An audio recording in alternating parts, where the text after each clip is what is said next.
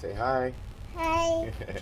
On today's episode, I'm going to be showing you guys what clear lens from Messy Garage would look like on your Lexus SC300, SC400, and Toyota Soarer. As you can see, mine are starting to yellow. They need a wet sand and they need a clear coat as well. So this, I'll be comparing basically the overall fit and finish versus OEM mainly. It won't be much of a how-to. It's a 30-year-old car, guys. If you want to take your headlights out, Google. So this is what we're at for starters, the before. It's an OEM lens. I blacked out the inside. One thing I don't like about the OEM lens is it has this edge right here, which is that grayish color. If you guys know cell phones, with clear cases, normally that edge around here gives that illusion of the yellow. It's not mainly that.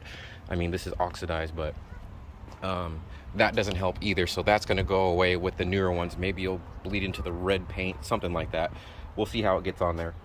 So let's take this off. You got to pop your hood. There's going to be an attachment here, which most are broke. You guys, those tabs, which I'll probably be fixing mine if it's broke. And then there are 2 screws in the fender right here. If your fender liner is off, if you have a Vertex kit, or if you're trying to make a custom fender liner like mine, which is why mine's off at the moment, you can turn your car on, kick your wheel to the left or the right to give you room to then reach in there to get the 2 10mm bolts. You'll need an extension and the smallest ratchet you will get just to fit your hands in there. Something like this should do. I got a deep socket 10 and then an extension on there, probably about like 6 inches or so. And then if you need extra help, you can always get your daughter or the kid next door. Ask your neighbors if you can borrow them. Just make sure you feed them snacks. She's doing a great job. Yeah, baby, there you go. Use that coilover spanner on that wheel. Get that center cap off. Uh-huh. Now that the headlight's out, got my car looking like Daredevil, partially blind and red. Here we go. If your tab is loose, if you've got a soldering iron or that cheap Harbor Freight kit that's plastic welding, then go ahead and get that ready to fix this up. Mine's intact. It doesn't bend too much, but I'm going to touch it up. Then once we go to the headlight, what I like to do is I'm going to keep my screws intact. I'm sorry, my nuts intact right here. Walls, no pun intended. On top of the bolts. And what we're going to do is take this inside and I'll show you some methods on how to open this up. Next step, once you get the headlight off of the car, you have 3 methods of being able to heat it up. Number 1 is the oven. If your oven is big enough to go ahead and put your headlights in, if your oven is big enough to put your headlights in, then go for it. I believe the temperature was about like what, 225 at 3.5 to 5 minutes, 3 intervals. So you'll slowly heat it up. The pros of using the oven is you're going to get even heat all the way around. 2, it's controllable with the time and the temperature you can set. The cons against it is it'll get cold fast, and if you don't know what you're doing, then it's going to fall apart, not fall apart, but it's going to melt in there. So you have to have the proper setup to get in there. The second method to do this is with a heat gun. The heat gun will let you have a high and low setting. You can probably get this at Napa Auto Parts, O'Reilly's, Amazon, somewhere like that. What you'll do is you'll go around. You have to keep moving as if you were painting something along the lines of that. You can't keep it in one place or you'll burn through. The pros of this is it's great for spot heat. Like say you put it in the oven and a part got cold, you can heat this up again. The cons of, come on baby. The cons of a heat gun is, like I said, you can burn through really quick. It's not going to be, yeah, show them your Sonic snacks. Let's see. Sonic the Hedgehog snacks. The second con is basically it's not even heat, so you're not going to get an even heat all the way through to fry it all at once. One more pro to it is once you start opening it up, this is a good spot clearer once it cleaner or opener once you start prying it apart. And the third and final method is the JDM way to do it. What you'll do is you'll have a box, something like this with no holes in it though. If you got a diaper box or something from a niece, nephew, or even your own kids, those are pretty large if you fit your headlights in there.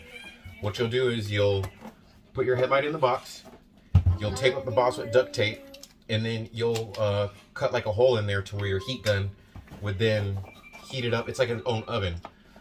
The pros of this, I don't really know. I haven't seen anybody really use it. It's a mini oven makeshift. If your oven is too small, I guess that's a pro. As for the con, you have no idea what temperature it's getting or how long you're burning through it, all that good stuff. So it's kind of up there in the air with the cardboard box and heat gun method. Oh, Mattel, which way do you use, bro? I want to do how you did it. I use the oven and then the heat gun. The oven will get it nice and warm and soggy at first, and then use the heat gun where I need it. So that's my method. Let's go ahead and hit to the table with these lenses off. This is for those of you guys that have not separated your headlights yet. You've got the lens, you've got the inner guts, and then the housing on the back. I would say now that you've got this taken apart, if you have never cleaned your little projector thing right here, clean this glass. That way you get optimal performance out of it. It's just two small screws right here with the Phillips. That comes at this ring comes off, that comes forward. Make sure you keep washing your hands through this because you'll get butyl tape or whatever that glue is on it, and use gloves. I did a really poorly job last time sealing this, so you can see how much excess I used. So it was really easy to get off. So now what I'll do is basically show you how my headlight should go looking from this to now with the clear lens. Oops. Looking something like this. Oh, everything wants to stick and be in the way now. Hold on, guys. So now being something like this.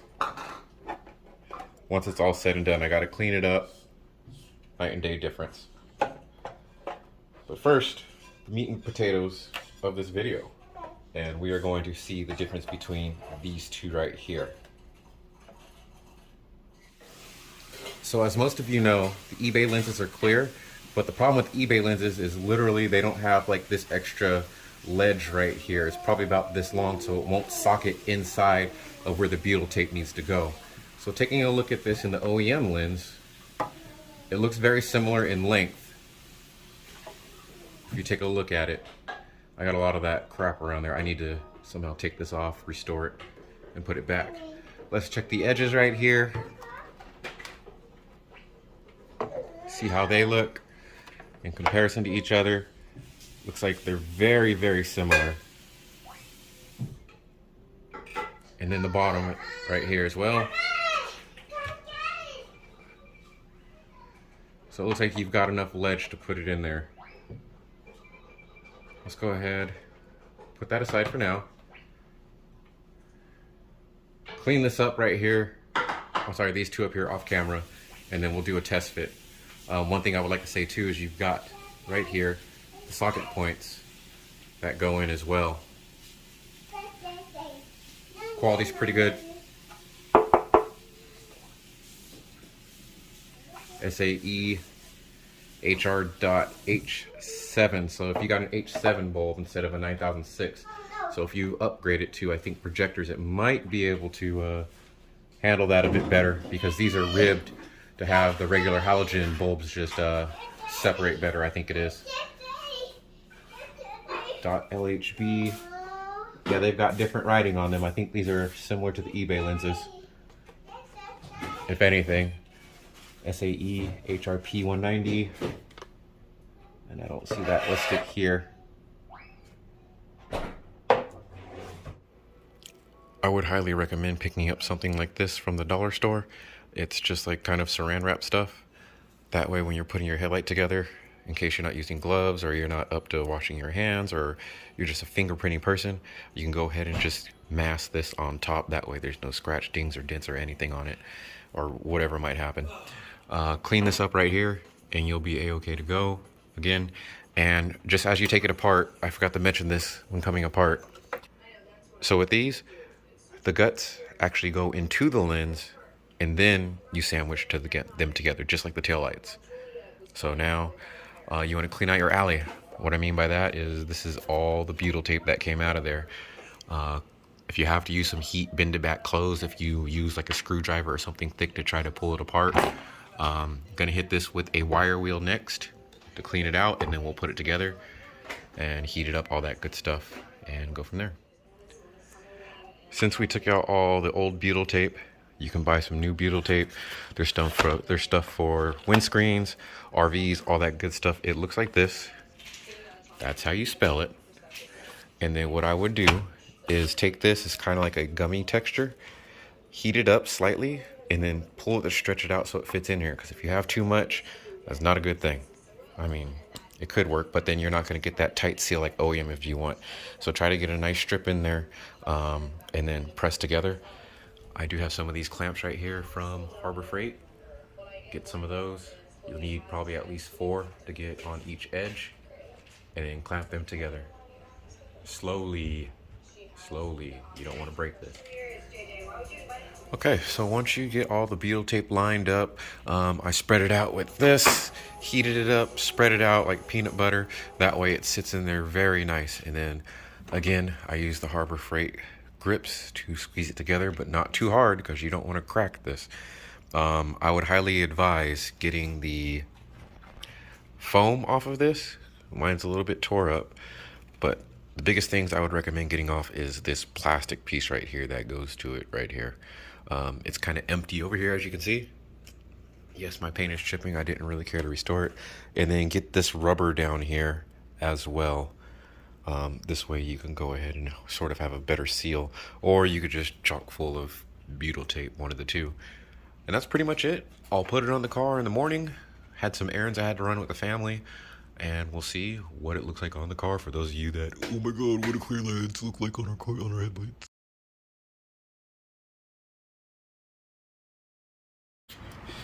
So we let it sit for 24 hours. Well, not 24 hours, but overnight. And let's answer the age-old question. There's been a lot of questions on Facebook.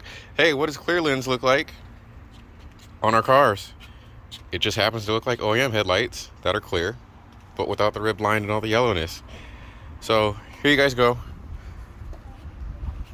Oh, you can see that coming through. You see the shade right here? I wonder if that's going to heat up due through magnification or anything like that. That's my only concern. And this is without the trim switch. So this is what you guys are going to look for. I know you guys have asked a lot of questions of, hey, what's going to happen between the fender and what's going to happen between the headlight? All you got to do is, you know, take it back to kindergarten, get some glue from the dollar store, and then glue it back here. And this is the 2 tabs that hold in that plastic that goes right here, and that way you'll fill in this edge. Hope that helps you guys. Let's get another look at it. There you go.